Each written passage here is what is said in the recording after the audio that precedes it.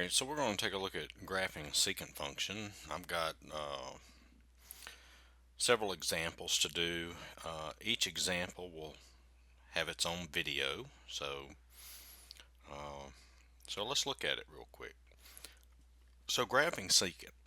Well, in order to graph secant, we need to graph cosine function first. So as a quick review, just remember if you have y equals cosine x, okay? So if we graph this, now I know this is going to be kind of quick, and this is just the basic cosine function. If you need to know, if you want to know learn how to graph cosine function, I've got a video that goes into a lot more detail on how to graph the cosine function, so you can check that out. Well, we need the period,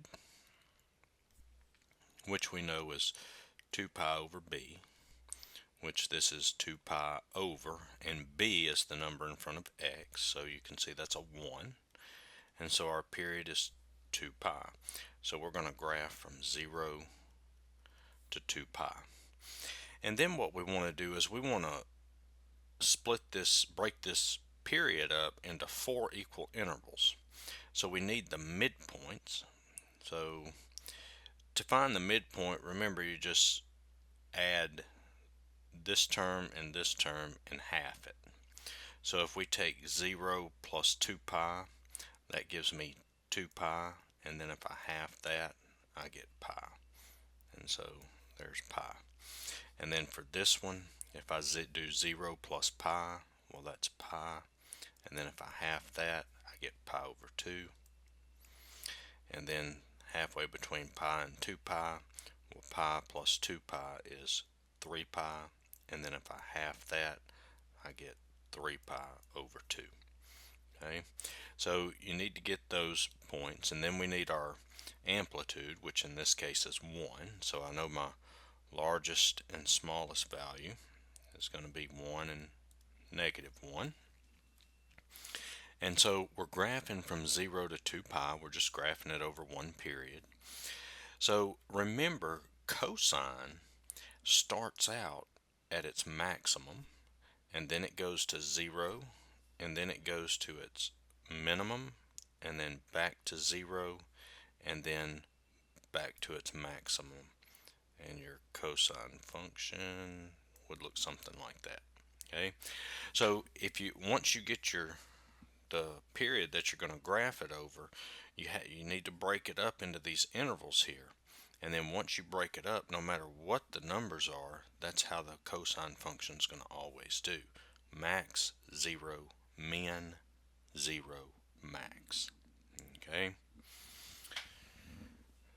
Alright, so let's take a look at the example. Alright, so let's look at our third example, graphing a secant function.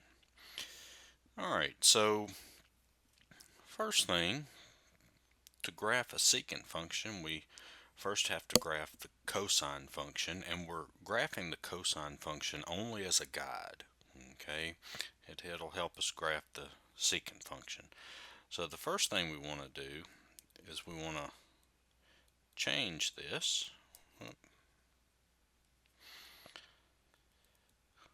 to cosine.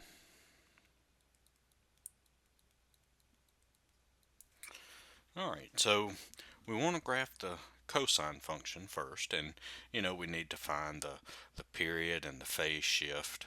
Okay, you can do all that, and I think an easier way to do it is to figure out the interval that you're going to graph it over, the period, is to take this right here, what you're taking the cosine of, the 1/2 x minus pi. So we take the 1/2 x minus pi and we put it between 0 and 2 pi. And then what we do is we solve this thing here, this inequality, we solve it for x. And so if I add pi to all three parts,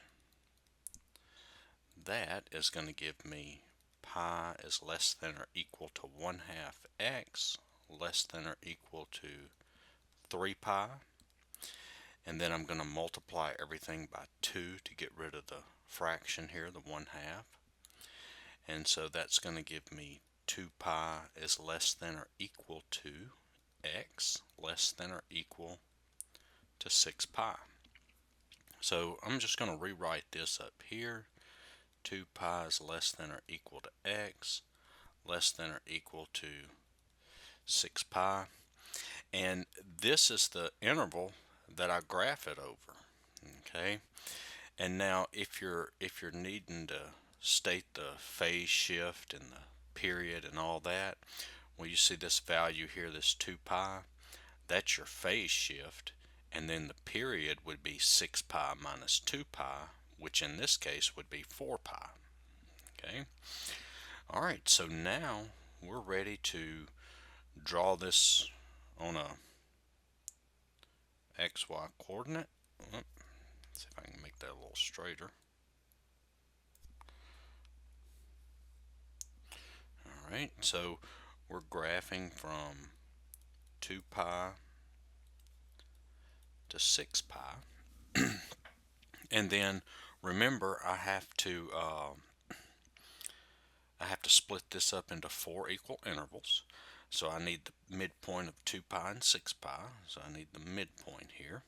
And the way you find the midpoint, the two endpoints that you're finding the midpoint between, you just add them up and divide by 2. So I'll show the work here. That gives us 8 pi, so we add them up, and then we take the 8 pi and half it, which gives us 4 pi. And so this would be 4 pi, and then the midpoint here, that's 2 pi plus 4 pi is 6 pi, and half of 6 pi is 3 pi, and then 4 pi plus 6 pi is 10 pi, and half of 10 pi is 5 pi. Okay. All right, so we found that. Now, if you remember from the first of the video, the cosine starts out at its maximum. See, we're beginning here, so it starts out at a maximum, then it goes to 0, then it goes to its minimum, then it goes back to 0, and then it goes to its maximum. All right, so right now, just look at this real quick. There's 1/4. Now let's see, let's redo that.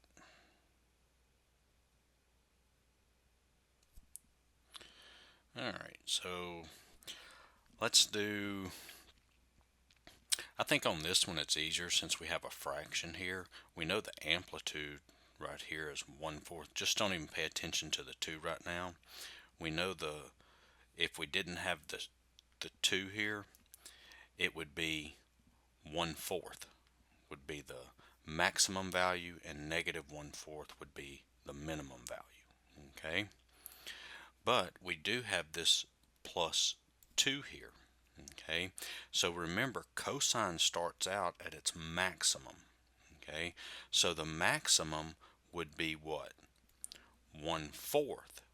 But then we have to add this 2 to the 1/4. So 1/4 plus 2, well, that's 1/4 plus 8/4 if we get a common denominator, which is 9/4. So the maximum value is 9/4. Okay, and then it goes to 0, right? It goes to 0. Well, for the 0, we have to add this 2. See, it's basically the max, 0 the min. What this 2 is doing is shifting it all up 2 units. So that's all I'm doing. I'm taking the maximum value, adding 2 to it to see where I need to plot that, and then where it's 0, adding 2 to that, which that would be 2. And then the minimum value is going to be, remember, -1/4. So -1/4, but then I have to add the 2 to it. So plus 2, that's going to be negative 1/4 plus 8 over 4, which gives me 7 over 4. So there's my values. This is going to be my max. This is going to be the 0 shifted up to, and then this is going to be the minimum value. So let's come up here and mark these off. We'll mark them off here at, let's just mark it off at, let's see, we'll call that the 9/4, and then we'll mark this off at 2, and then we'll mark this at 7/4. And I know this is not to scale, and that's why it's important to label these. Okay. All right. So that's how we get that. All right. So remember, cosine starts out at its maximum, and then it goes to 0, but we're shifted up 2 units, so it'll be here at 2, and then it goes to its minimum, which in this case is 7/4, and then, and let me do these in blue since this is not part of the graph. So we're here, here, and then it goes back to 0, but then shifted up 2 units, and then it goes back to its maximum. And so our cosine function is going to look like this, and I know this doesn't look very good, but it'll be good enough for this. Alright, and so we put it in there with a dashed line because the cosine function, it's not part of the graph. Okay. Alright, now we need our vertical asymptotes. So if you remember that secant x is equal to 1 over cosine x, okay, so remember the vertical asymptotes is where the secant is undefined. Well, the secant is undefined when cosine is 0 because that would give us a 0 in the denominator. Okay, well, you notice the graph, it does not intersect the x-axis anywhere. It's not 0 anywhere, this function. But when we're looking at the vertical asymptotes, we want to know when is the cosine 0. So when is this part here 0? Well, this is 0 at 3 pi and 5 pi. Okay? This 2 is what's shifting it up, but this part is 0. Okay? So at 3 pi and 5 pi, that's where our vertical asymptotes are. So let me erase this so we can have a little more room. And so I'll draw my vertical asymptotes in here and here. And then here's one. And here's one. Okay. Alright. And then at the max and min values, that's where we have our U-shaped branches. Alright. And so that would be the graph of the secant function. Okay. So you can see that this is increasing. Well, look what's happening. You see how the cosine function is getting smaller and smaller as we go to the right, getting closer and closer to 3 pi. The y values are getting smaller and smaller for cosine. Well, as cosine gets smaller and smaller, the denominator of the fraction is getting smaller and smaller. So that means the entire fraction is getting larger and larger, and that's why they're going to infinity. And here, this is why they're going to negative infinity. So I hope the video helped. Give me a like, share, and subscribe, and check out my other videos, and thanks for watching.